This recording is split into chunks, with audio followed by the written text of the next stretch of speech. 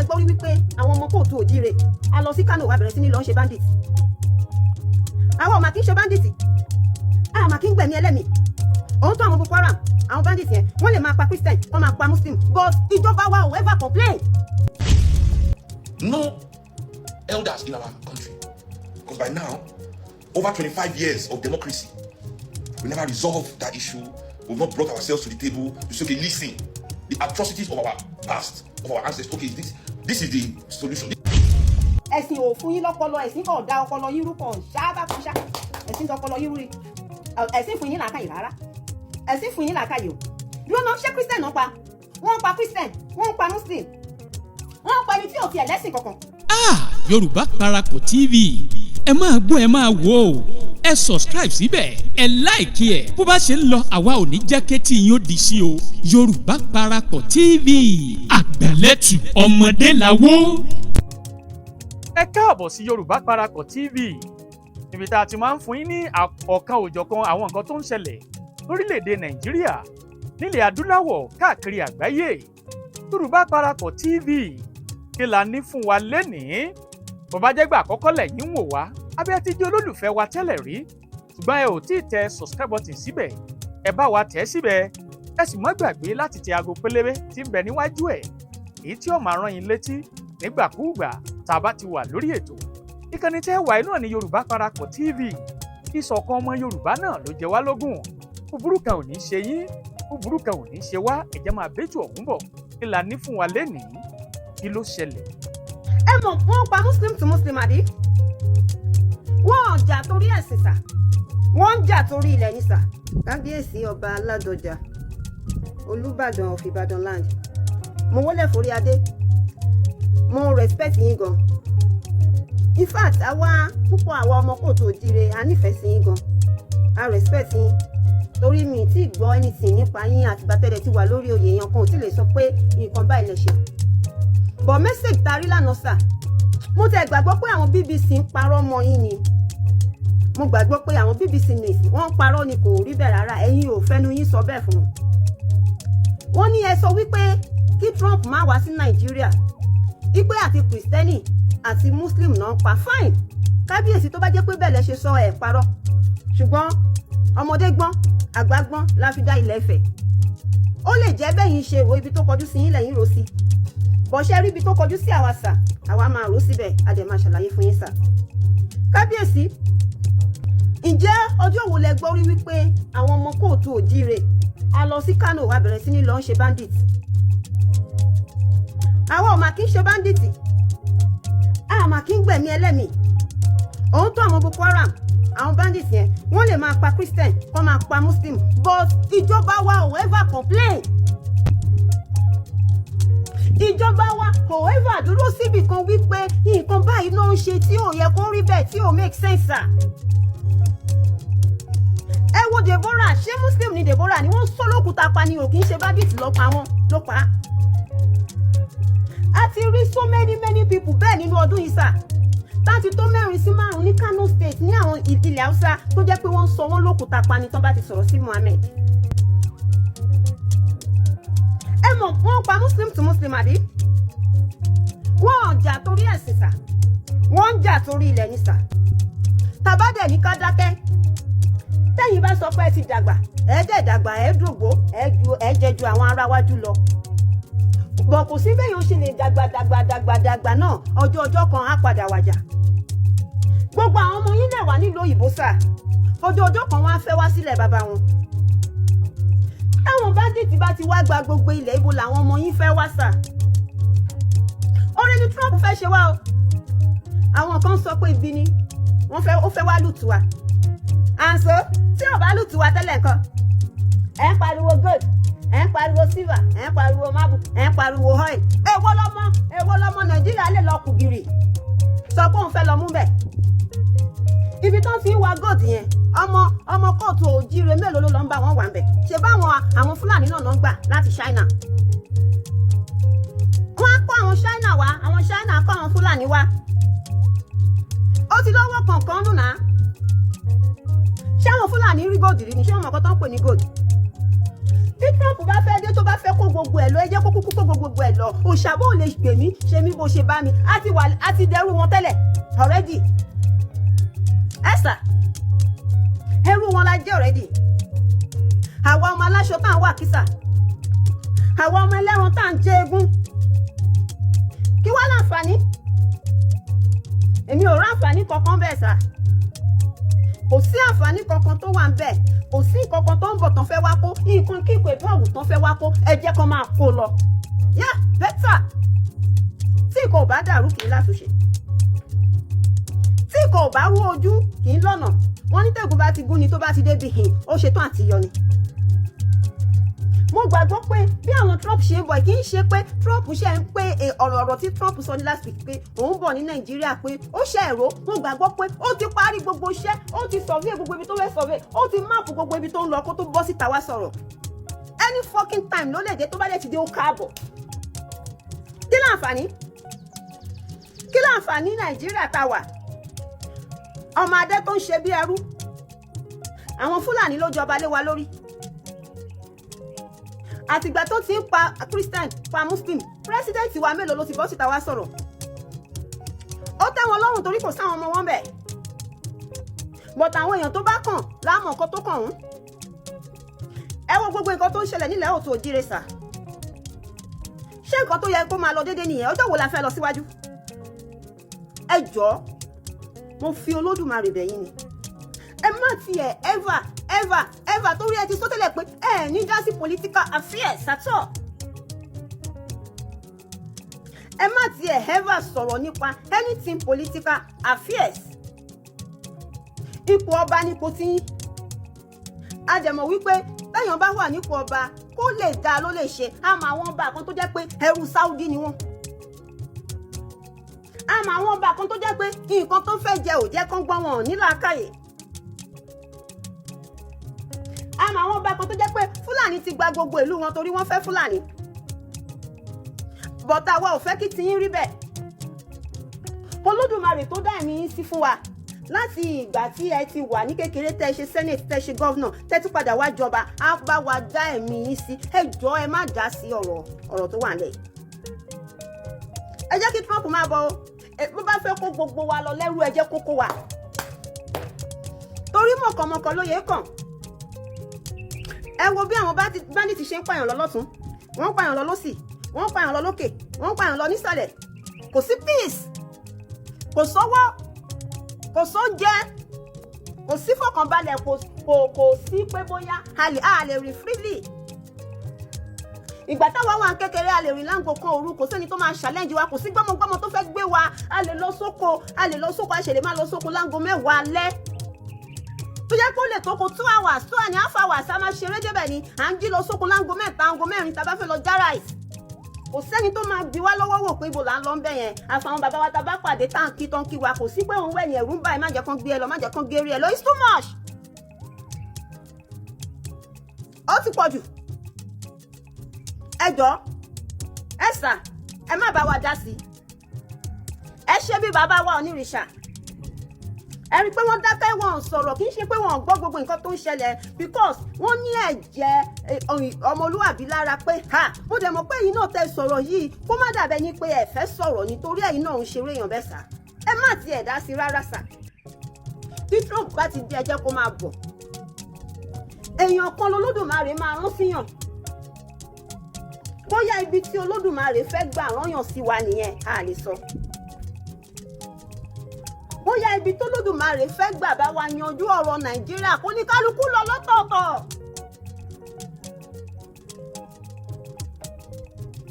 a lè sọ sà ẹ má jẹ́ ká fọwọ́ ara wa lé olóore wa dànù mo tẹ̀ ṣe gbọ́ nípa ọ̀rọ̀ Trump wọ́n ní nǹkan tó bá ti determination ó máa ṣe ni àwa gan bá ń fi ṣàdúrà kó ṣe à ń ṣèwúre láàárọ̀ lọ́sàn-án lálẹ́ kí ni àǹfààní oúnjẹ tá a ní sílé tá a lè fọwọ́ kàn tẹ́bí dẹ̀ ń pa wá aṣọ tá a bí sílé tá a lè wọ̀ tẹ́yàn wà kísà ẹ jọ̀ọ́ ẹ má dá sí sà ẹ má tiẹ̀ dá sí rárá ẹ fi wọ́n lẹ̀ wọ́n ti ń ṣe ìjọba yẹn kẹ́yìn tó gorí oyè ọba ẹ̀yin náà dẹ̀ mọ̀ pé ìgbà ayé ìgbà tí yín gbogbo nǹkan rọrùn tẹ̀dẹ̀ sí ń pariwo kó le ẹ wá wáyé ìgbà tí wà báyìí tó lé bí eléyìí kí la fẹ́ filẹ̀ fáwọn ọmọ ẹ jẹ́ kó kúkú dàrú tó bá fẹ́ dàrú ẹ jẹ́ kó túká tó bá fẹ́ túká ẹ jẹ́ kó bàjẹ́ tó bá fẹ́ bàjẹ́ sá. yòókù o ọmọ kò tó jíire ẹ̀dẹ̀ kú palẹ̀ mọ́ ẹ kú àlejò àwọn kan sọ pé á wá àwọn kan ní kò wá àwọn kan ló ń fọ́nbù alágùsì so ẹ̀rù ikú bà ọ́ ó fẹ́ kú rárá ó wá ń sọ pé òun pe àwọn Russia kò ṣì ń fèsì ogun tiwọ́wọ́ tí parí tiwọ́ wọ́n tún wá máa bọ̀ kọ́ wá jọ yín ní Nàìjíríà pé wọ́n sọ pé wọ́n ń pa àwọn Christian wípé àwọn Muslim ló pa àwọn Christian mo rí i pé ò lọ́pọlọ ẹ̀sìn ò fún yín lọ́pọlọ ẹ̀sìn kò da ọpọlọ yín rú kan ṣáábà kan ṣá ẹ̀sìn da ọpọlọ yín rú rí ẹ̀sìn fún yín ní làákàyè rárá ẹ̀sìn fún yín ní làákàyè o dúró náà ṣé Christian náà pa wọ́n ń pa Christian wọ́n ń pa Muslim wọ́n ń pa ẹni tí ò tiẹ̀ lẹ́sìn kankan ìyẹn ò wá fún yín ní làákàyè wípé ilẹ̀ yín náà fẹ́ gbà ẹ̀ tiẹ̀ nílẹ̀ ọmọ màálù ni ṣe nílẹ̀ ẹ̀ mọ pàtó ìfẹ́ tí wá gbé nǹkan tó ń ṣọ́ọ̀kì yín nìyẹn bóyá wọ́n á da yín padà sí jihad àbí ibo lẹ ti wá ṣé ṣáàdì ní ìlú ti tiẹ̀ alágùsì àbí Mali ibo ló ti wá ń bẹ̀ mi ò mọ̀ bẹ̀ ẹ̀rù wá ń bà ẹ́ ìwọ wá ń sọ pé káwọn Russia máa bọ̀ ká wá fi Nàìjíríà ká wá fi ṣe battlefield bọ̀dá Trump dábàá ti dé mo welcome yín o mo welcome yín ṣùgbọ́n ṣe rí ibi tá ẹ̀ ti kọ́kọ́ bẹ̀rẹ̀ iṣẹ́ Àbújá tẹ̀lé wọ́n kúrò lábújá ẹ̀ wá bá wa padà sí Ìlọrin wọ́n pọ̀ mbẹ̀ ṣùgbọ́n ṣe lẹ́kìtì ti wà yẹn sílẹ̀ àmọ́ bá ṣe máa ń dùn kọ́ wa à ń dùn Èkìtì ra fúnra ra ẹ̀yin Yorùbá Muslim tẹ́ wà ní Ìlọrin ṣe gbọ́ ọ̀rọ̀ tí Trump sọ ní àárọ̀ ìjẹta ó ní òun mọ àwọn agbésùnmọ̀mí àwọn tẹ́rọ́rìsì yẹn ó lóun dá wọn mọ̀ ó lóun á dẹ̀ pa wọ́n ṣe bá ọmọ àdúrásì tí mo fún ẹ̀yin Muslim Yorùbá tẹ́ jẹ́ ọmọ kóòtù òjire tẹ́ jẹ́ Muslim tẹ́ máa wégele ọ̀ràn tẹ́ sọ́ra yín dẹrú Fúlàní ẹ lọ tún gèlè orí yín o láì síbẹ̀ wọ́n á kọ yín mọ́ tẹ́rọ́rìsì àṣà Fúlàní lẹ́ ń lò kì í ṣàṣà Saudi Arabia kì í ṣàṣà Libya wọ́n á kọ yín mọ́ tẹ́rọ́rìsì o tó bá dé ti kọ yín mọ́ tẹ́rọ́rìsì kò sí kankan tẹ́ lè ṣe sí ẹ lọ tún gèlè orí yín kúrò torí ẹ lè sọ pé wọ́n ní jẹ́kọ́ndé tó bá dé ti kọ yín mọ́ tẹ́rọ́rìsì tẹ́ ń bèrè orúkọ ìlú yín tẹ́ ń bèrè orúkọ ìlú yín tẹ́ ń sọ pé Yorùbá tó ń bèrè orúkọ tẹ́ ń jẹ́ tẹ́ ń sọ pé Rahidi Wahidi Sahidi àwọn ọmọ Yorùbá ń jẹ́ bẹ́ẹ̀ kọ́ṣà máa bá yín kọ́ máa bá wa kó yín lọ ọpọlọ yín tí ò pé yẹn ó máa padà pé wọ́n á kọ yín mọ́ tẹ́rọ́rìsì ẹ lọ tún gèlè orí yín kúrò àbọ̀rọ̀ là ń sọ fọ́mọlúwàbí o tó bá dé ní àdó dídí o ẹrù pé ẹrù ti ń ba Alágùsì níbi títà àbá sí àdá wà tí Kùránì wà Alágùsì wọ́n á kó ẹ mọ́ tẹ́rọ́rìsì àgbọ̀mọ̀ pé tẹ́rọ́rìsì ni ẹ tẹ́lẹ̀ ṣùgbọ́n ẹ̀yin ọmọ Yorùbá tẹ́ wà nílùú Ìlọrin tẹ́ wà lọ́ṣun tẹ́ wà lọ́ṣogbo tẹ́ wà ní gbogbo ibẹ̀ tẹ́ ń gbégèlè sórí láì ṣe Fúlàní ẹ lọ tún gèlè lẹ̀ láì síbẹ̀ bàbá ti dé tó máa ti bẹ̀ sí ń pa àwọn tẹ́rọ́rìsì wọ́n á kó yín mọ́ wọn o torí wọ́n ti mọ̀ pé àwọn ló ń di gèlè kò dẹ̀ sí ìkọ́ta máa ṣe sí èmi báyìí mi ò gbóyìnbó débi tí mo ti lè lọ bá yín bẹ̀bẹ̀ lọ́dọ̀ Trump mi ò gbóyìnbó o kò sẹ́ni máa bá yín bẹ̀bẹ̀ o torí bàbá yín Tinubu ó ní private jet tó bá ti fò lọ ibikíbi ló ti máa lọ láǹdì àtọ̀ àti fámìlì ẹ̀ ẹ̀yin tó kù wọ́n kó yín lọ nìyẹn o mi ò ní bá yín dá sí o ẹ kú àmójúbà o ẹ dẹ̀ kú àlejò ẹ ṣàjẹ́ kọ́kọ́ lọ dé kán wá bi dé sí tán bá ti dé màá jẹ́ kẹ́ mọ̀ màá wá ní kẹ́ lọ máa bọ́ gèlè yín lẹ́yọ kọ̀ọ̀kan ṣáì ẹ̀yin Muslim akọ̀fin ṣeré àfin ṣàwàdà àwọn ọmọ ìyá yín nínú ẹ̀sìn àwọn ló ń pààyàn kiri àwọn ọmọ ìyá yín nínú ẹ̀sìn àwọn ló ń ṣe bísímìlà ìtàn fi ń gé orí ẹ dúró síbì kan kẹ́ bá wọn sọ tọ̀rọ̀ ìjà ẹ̀sìn lẹ́ ń jà àwọn ń jàjà ilẹ̀ ẹ̀yin ń jàjà ẹ̀sìn. So now that they've decided to invade or say they won't plan our invasion, I'll first talk about the elephant in the room we nobody could talk about. You know, when we say Christians in Nigeria, you know, now euphemism for Igbo people. Yes, it's euphemism for Easterners. That's why if you look online, if you look at those people that were in White House jubilating, most of them were Easterners. You know, the only thing where we talk about that part, you know, Because you know, for our country, there is this weird divide in our country, very weird. And now we don't reach matter. Now the matter don't reach point. We no elders in our country. Because by now, over 25 years of democracy, we never resolved that issue. We've not brought ourselves to the table to say, okay, listen, the atrocities of our past, of our ancestors. Okay, this is the solution. This is the justice for everybody involved. Nobody here is right or wrong in this issue. As I talk, for life and death matter, we can't be wasting time to find who is right and wrong. Because this is a life and death matter. The elders should have come up with a solution. Our elders should be real elders. Now, to the young people of the East, what I would say is this matter. Igbo president is not justice for Igbo people.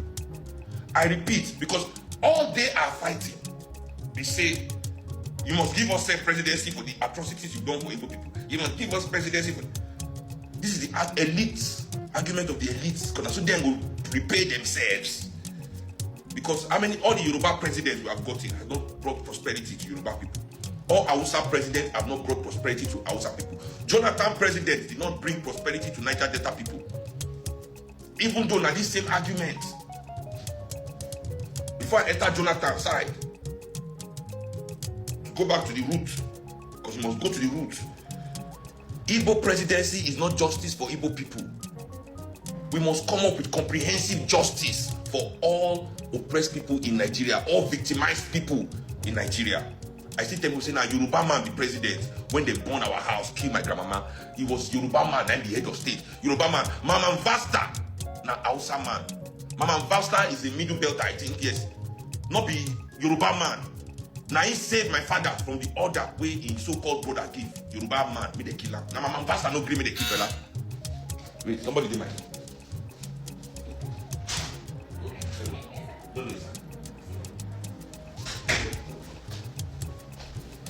I said that this Brazilian could die if they start war. Now Brazil could die. I cannot lie. If it's my Kuti, they might bury me. Padawamo. They might bury me. I just saw for me. Me, one giant thing. My one Brazil. My one Brazil. Anyway. Now, Mama Vasta will be Igbo, Northerner, the middle belt man. Now, no green make the soldiers for the damn barracks. Whoever like carry coffee. After they kill him, I say, won't go carry coffee. Now, no green. Me, they kill for that. Exactly. You know. So, anyway.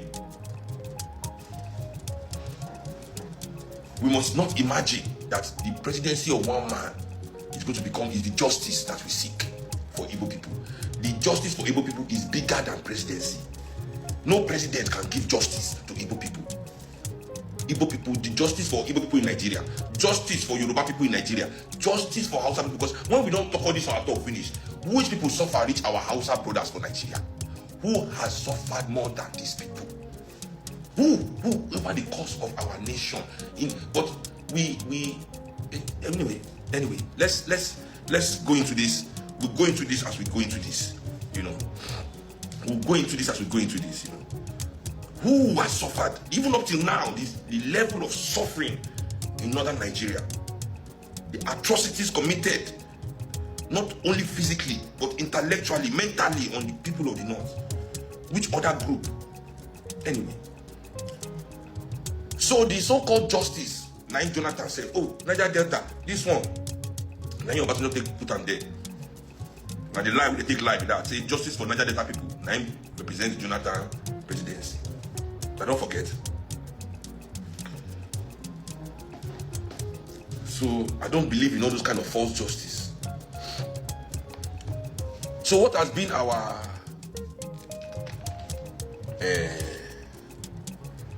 remedy? As I say, boy, you can't save you. When I ask the question, say, what we go do with these people? If our elder, these old men,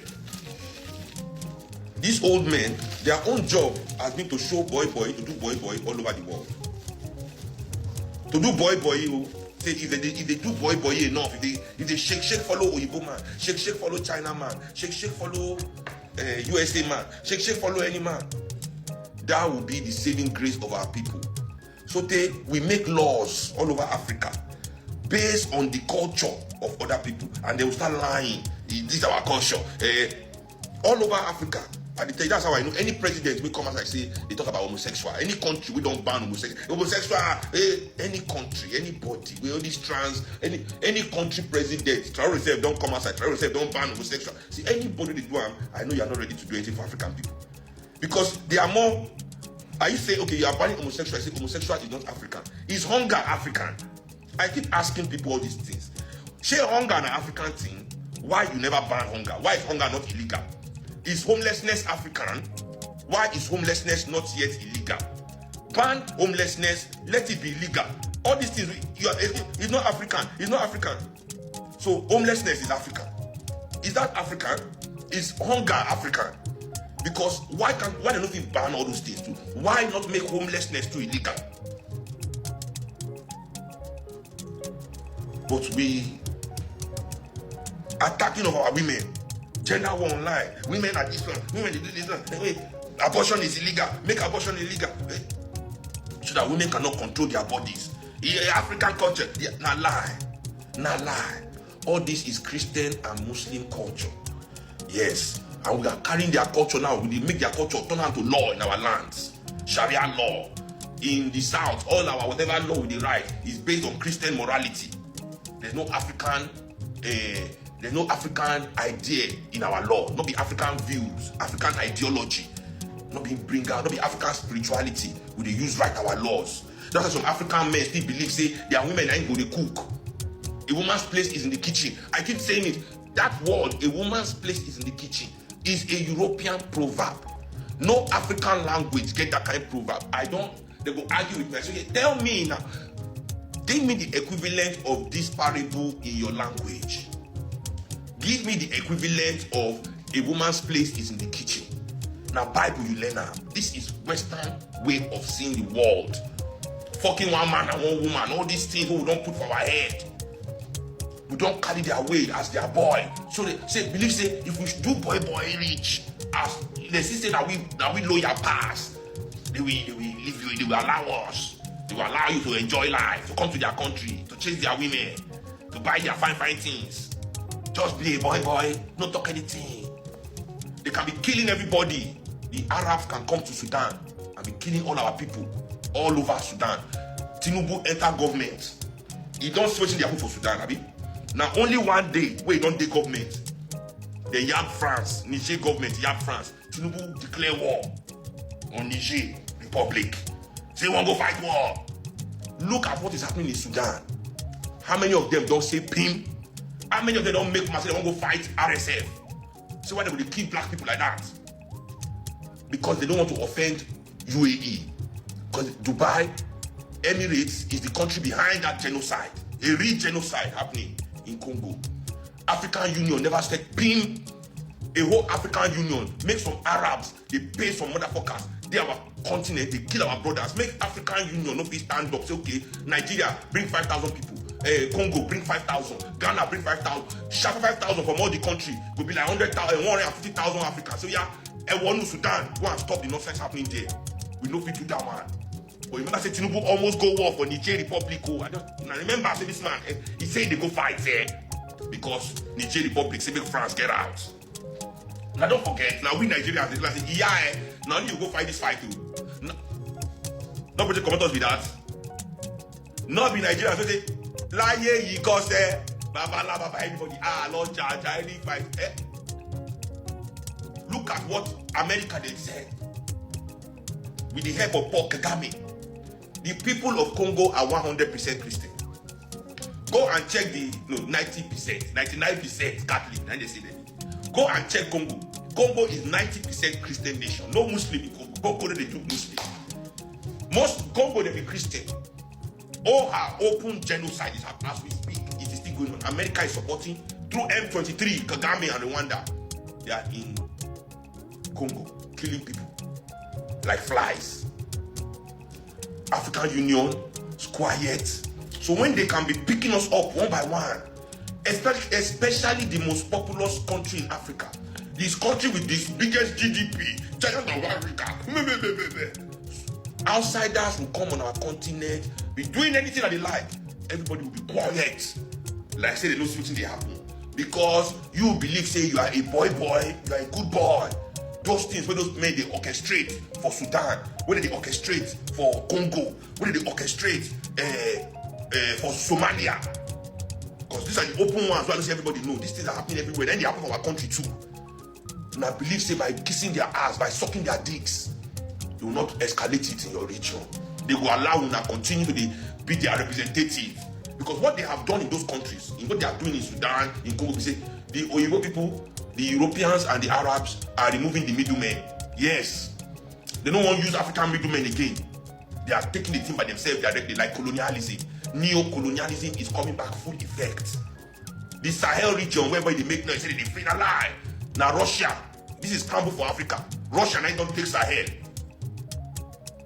America now won't use force, block Nigeria, because if Sahel fall to Russia, Nigeria can fall. If I remember very well, Russian flags don't already enter Nigeria.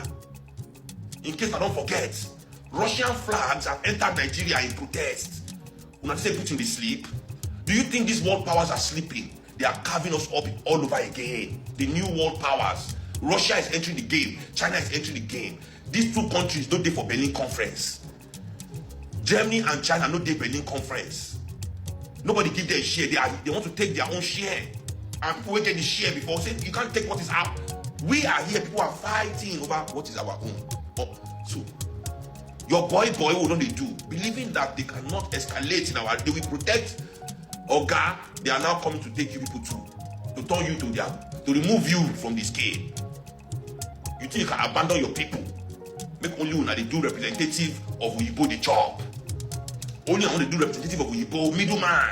They sell your people the way you have sell us, the way your ancestors were selling us for mirror, for silk, for sugar, for gunpowder. Now carry on people they sell. Your forefathers did it, your great grandfathers did it, your grandfathers did it, your fathers did it. Now you are doing it and training your sons and daughters to take over from you to sell. No, just talk am. Northerners na be Muslim, Easterners Christian. Now we Yoruba, now we mix too. Yorubas and they do Christian and Muslim in large numbers. You know, we are not. Yorubas are neither predominantly Christian nor predominantly Muslim. We be Christian and Muslim, everything joined together. Boom. You understand? Easterners are they be like Christian. Northerners are Muslim. You know, that they divide like that. And this split in our nation. This split between the Northerners and the Easterners, we don't start since Civil War, we don't permeate every angle of our national discourse. We say nothing we can do for this country with these two people. As a nation, you know, we need to find a resolve to this contradiction. Even forget say Trump saying they won't invade or whatever. Yoruba Parapọ̀ TV, ẹ máa gbọ́ ẹ máa wò ó, ẹ subscribe síbẹ̀, ẹ like ẹ, bó bá ṣe ń lọ àwa ò ní jẹ́ kétí yín ó di sí o. Yoruba Parapọ̀ TV, àgbàlẹ́tù ọmọdé làwọ̀.